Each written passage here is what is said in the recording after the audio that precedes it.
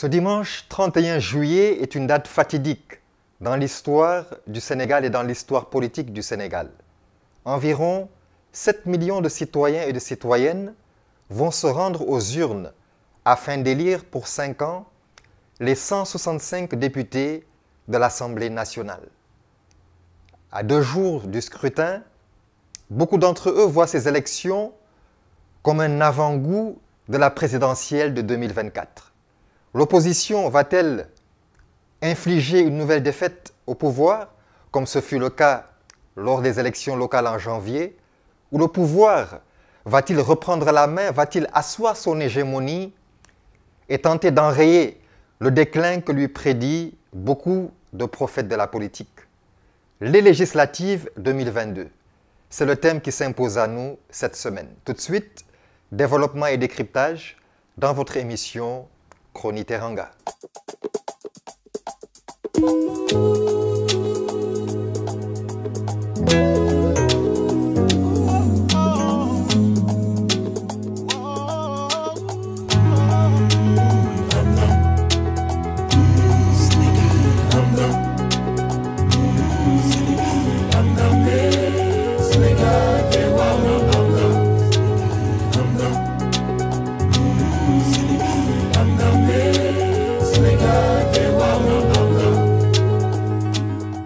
La Teranga attend avec impatience ce dimanche 31 juillet. Cette date pourrait déjà marquer un tournant dans l'histoire politique de notre pays. En effet, 7 millions de citoyens et de citoyennes se rendront aux urnes afin de voter pour les futurs députés de l'Assemblée nationale. Quelques 7 000 lieux de vote abritant 15 500 bureaux sont prévus pour permettre aux citoyens d'accomplir leurs devoirs, selon des données officielles. Parmi les 7 millions, 300 000 Sénégalais établis à l'étranger seront appelés à voter lors de ce scrutin.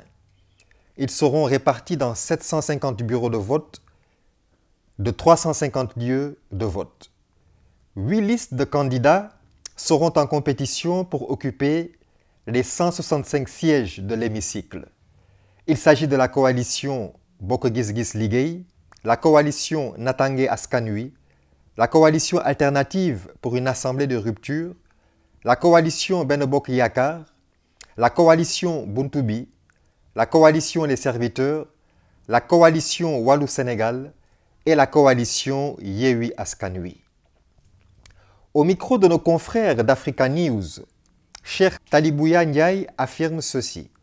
En tant que citoyens sénégalais, ce que nous attendons, c'est une assemblée de rupture.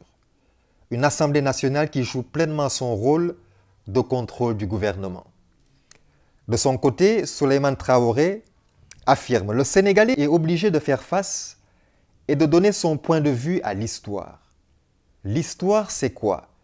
C'est aujourd'hui de prôner le changement par rapport à l'Assemblée nationale.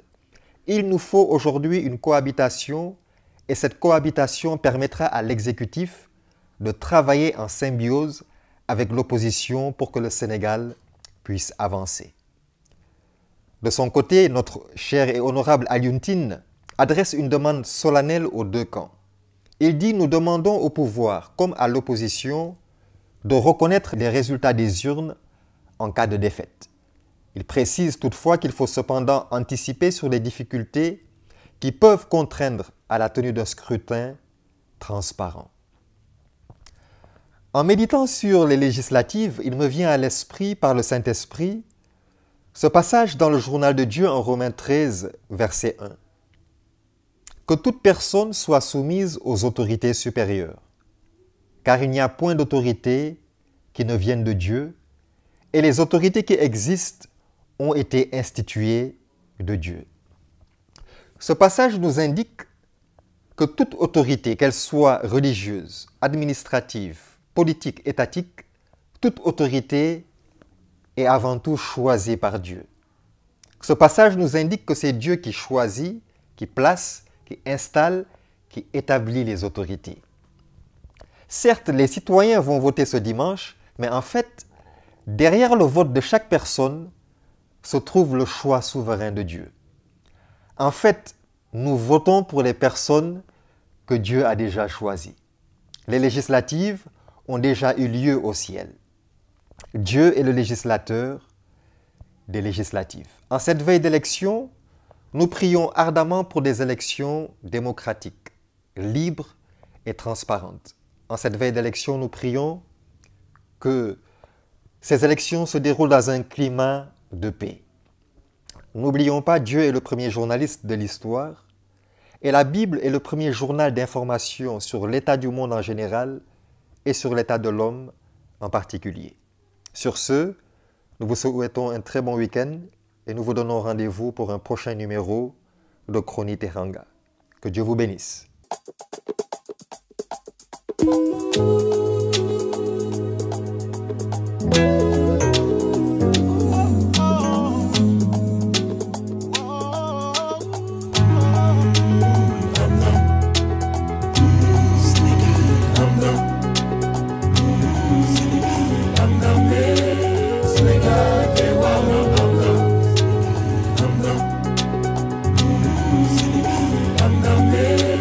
Senegal.